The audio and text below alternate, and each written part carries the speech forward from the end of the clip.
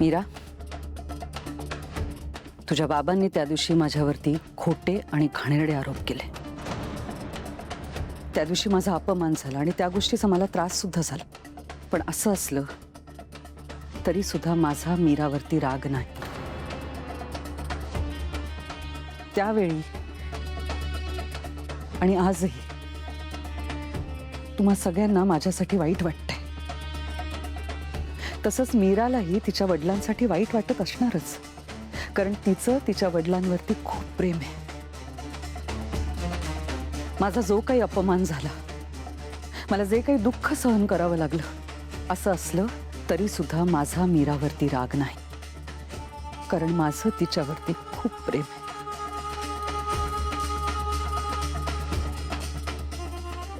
मामी पण हे अजित नाही. मीरा तिच्या बाबांची बाजू घेते म्हणजे तिचंही तेच मत आहे असा त्याचा अर्थ होत नाही.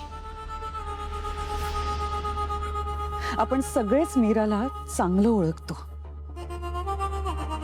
घडलेला प्रसंग खूपच वाईट होता, पण त्यामुळे घरातली नाती तुटायला नको.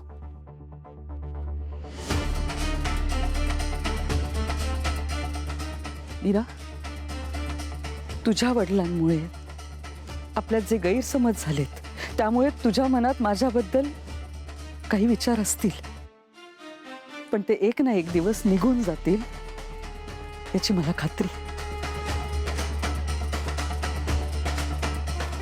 कारण माझा महागौरी मातेवरती पूर्ण विश्वास आहे. सत्य कधीच लपून राहत नाही, पण ते जोपर्यंत समोर येत नाही तोपर्यंत तरी नाती जपायला हवी ना. जेव्हा सत्य समोर येईल तेव्हा तू तितक्याच प्रेमाने आणि तितक्याच आदराने मला आई साहेब म्हणून हाक मारू शकली पाहिजेस. आणि मला माहिती आहे तेच होणार आहे. मीरा, आपल्यात मतभेद असले तरी मनभेद नको.